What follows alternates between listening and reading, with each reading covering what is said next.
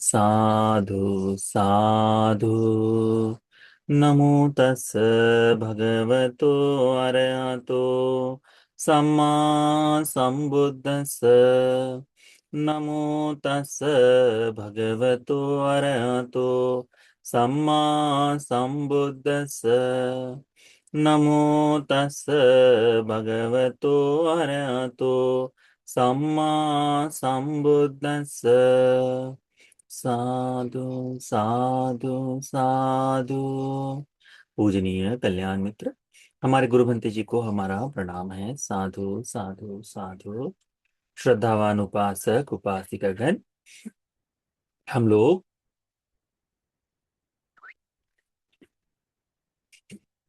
आज आरंभ कर रहे हैं ओपम संयुक्त का। इस संयुक्त में पहला सूत्र है कूट सूत्र। ठीक है, तो कूट सूत्र, कूट सूत्र का अर्थ ये होता है, पहले के समय में घर बनाने के लिए अ, छत पे लकड़ियों का सहारा लिया जाता था। तो एक दूसरे को लकड़ियां ऐसे जोड़कर चारों ओर से लगाई जाती थी, और जिस पे जोड़ा जाता था वहां एक बड़ा सा स्तंभ हुआ करता था, उसके चारों तरफ से लकड़ियां जुड़ी हुई होती हैं। तो लकड़ियों से पूरी तरह से घिरा हुआ है, इसीलिए उसे कुटागार कहते हैं। ठीक है, तो इस बारे में इस कुटागार भगवान विराजमान थे, इसीलिए यह सूत्र, अ, उसकी उपमा देकर भगवान बुद्ध जी ने यह सूत्र का उपदेश दिया है। एवं में सुतंग, ऐसा मैंने सुना है कि एकं समयं भगवा सावत्यं विहरति जेतवन अनाथ पिंडिक सहारा में, कि एक समय हमारे शास्ता भगवान बुद्ध जी श्रावस्ती में विराजमान थे, जेतवन जेतवन में, जो अनाथ पिंडक के द्वारा दिया गया आश्रम था। तत्र को भगवा भिक्षु आमंत्रित से, तब भगवान ने वहां भिक्षुओं को आमंत्रित किया। भिक्षवोति, भिक्षुओं कहकर उन्हें पुकारा। भदंतेति ते भिक्खु भगवतो पच्चसोसुम, भदंत कहते हुए उन भिक्षुओं ने भगवान बुद्ध जी को उत्तर दिया। भगवा एतदवोच, और भगवान बुद्ध जी इस तरह का धर्म का उपदेश देते हैं। बहुत सुंदर उपदेश है। भगवान बुद्ध जी कहते हैं भिक्षुओं को, सेयथापि भिक्खवे कुटागारस या काची गोपान सिखो सब्बाता कूटंगमा कूट समोसरना कूट समुघाता सब्बाता समुघातं गच्छन्ति। क्या कहते हैं भगवान, कि भिक्षु इस तरह से समझो। कैसे, कि जो लकड़ी की छत जो है, यह जो कूट है, ये सारी के सारे लकड़ी के जो लकड़ी जो लगी हुई है उसमें, ये सारी लकड़ियां जिस स्तंभ के सहारे जुड़ी हुई है, जिसके आधार पर टिकी है, वही उस छत को बनाए रखने का काम कर रहा है। सभी उसी के ऊपर झुकी हुई है, उसी के ऊपर आश्रित है, उसी के सहारे लगी हुई है। ठीक है, और जैसे ही यदि इसे कुछ हो जाए तो सब कुछ ही टूट जाता है ना, विनाश होता है, वैसे ही तो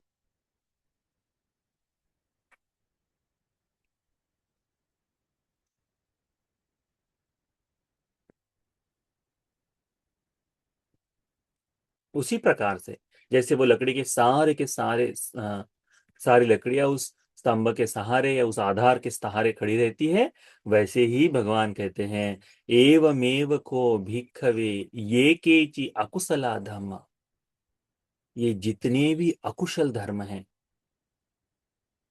लकड़ियों का छत हो तो सारे के सारे एक स्तंभ के सहारे उसके ऊपर टिके हुए रहते हैं, उसी पर आश्रित रहते हैं, उसी पर निर्भरित रहते हैं। यदि वो हट जाए तो पूरा का पूरा छत ढह जाता है ना।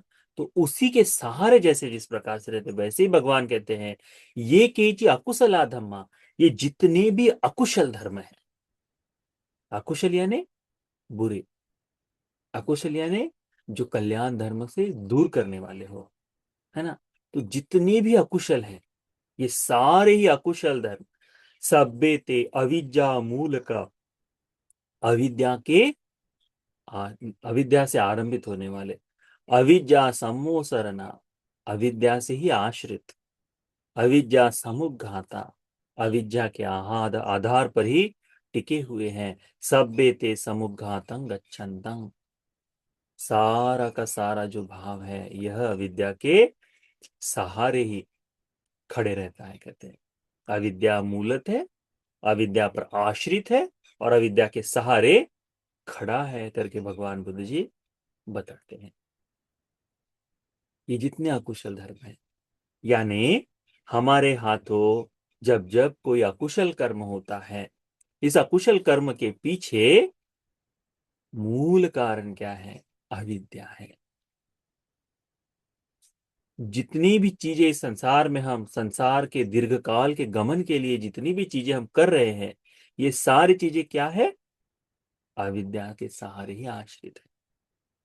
अविद्या उस व्यक्ति की समाप्त हो जाती है जिसे श्रोतापत्ति अंग, श्रोतापत्ति फल प्राप्त हो जाता है। श्रोतापन्न होते ही वह अविद्या नष्ट हो जाती है और धीरे धीरे निर्वाण का मार्ग आरंभित हो जाता है। अविद्या खत्म होती जाती है। निर्वाण को प्राप्त करते ही ये संपूर्ण विद्या संपूर्णता विनाश। श्रोतापन्न के लिए अधिक से अधिक आयु कितनी है? 7 जन्म। 8वां जन्म उसके लिए कभी नहीं हो सकता। हम लोगों के लिए निरंतरता से ये चलते रहता है, अनादि काल से चलते आ रहा है। भगवान ने बताया ना कि भिक्षु इस संसार का आरंभ खोजना असंभव है, कहते हैं ना। ये जो संसार में सत्व है, ये संसार में चलने वाले हैं।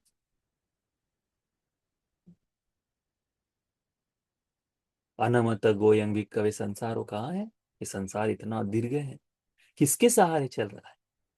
अविद्या निवरण, अविद्या के आश्रित।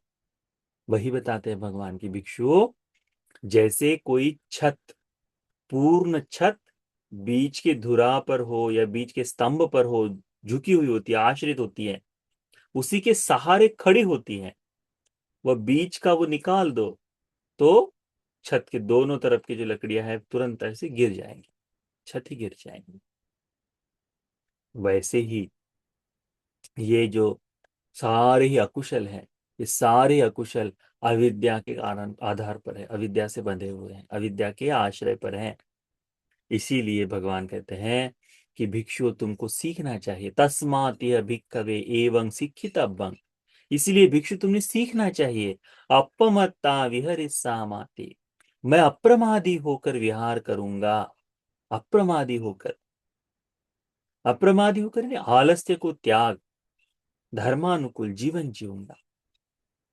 तो अप्रमाद और अविद्या का क्या कारण? अप्रमादी व्यक्ति अविद्या में बैठता नहीं है। अप्रमादी व्यक्ति अप्रमाद धर्म के कारण अविद्या को दूर कर देता है। अप्रमादी व्यक्ति जो आलस्य नहीं करता, वैसा व्यक्ति अविद्या के नाश के लिए प्रयास करता है, विद्या के उत्पन्न होने के लिए प्रयास करता है। तो यदि सारा ही संसार, सारा ही भव चक्र, सब कुछ जितने अकुशल धर्म है वे सारे के सारे अविद्या से बने हुए हैं, अविद्या से निर्मित है, अविद्या से आश्रित है, अविद्या के सहारे ही खड़े हैं। जैसे ही अविद्या नष्ट हो जाए क्या होगा? सारे अकुशल नष्ट हो जाएंगे। यदि हम जागरूक न रहे तो सील का पालन कर पाएंगे क्या? नहीं कर पाएंगे। यदि हम जागरूक न रहे तो क्या धर्म का चिंतन कर पाएंगे? नहीं कर पाएंगे। इसीलिए कहा है अप्रमाद।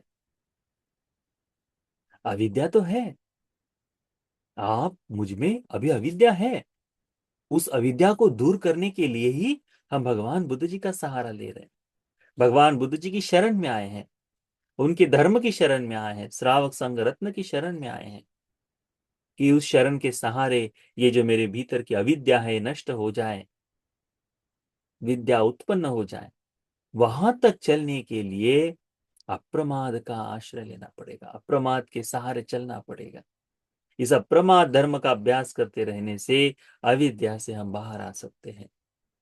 इसीलिए ये कूट सूत्र में भगवान बुद्ध जी ने बहुत सुंदर तरह से बताया है, अपमत्ता विहरसामाति, कि भिक्षु मैं सीखूंगा कि मैं अप्रमादी जीवन जीव, तो अपने जीवन में अप्रमाद को विशेष जगह दो, क्योंकि अप्रमाद कुशल धर्मों की जननी है, कुशल धर्मों को लेकर चलता है।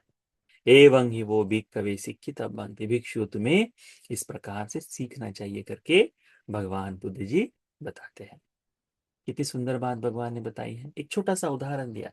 भगवान ने कहा जैसे छत, लकड़ियों की छत किसी एक बुर्ज के सहारे, किसी एक स्तंभ के सहारे सब पूर्ण पूर्ण छत टिकी हुई होती है, वैसे ही जितनी भी अविद्या है, जितने भी अकुशल है, हमारे जीवन में होने वाले सारे अकुशल धर्म अविद्या के मूल है, अविद्या के आश्रय से है, अविद्या के कारण ही यह बने हुए हैं।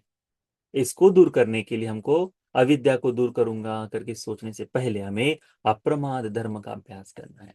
अप्रमाद धर्म का अभ्यास करते रहने से ही यह अविद्या दूर हो सकती है। तो इस बात को ध्यान में रखो। ये जो सूत्र है, इस सूत्र का नाम है कूट सूत्र। ठीक, उपम वर्ग का पहला, उपम संयुक्त का पहला सूत्र है कूट सूत्र, जिसमें भगवान ने छत की उपमा देकर अविद्या को मूल बताया है सभी अकुशल धर्मों के लिए।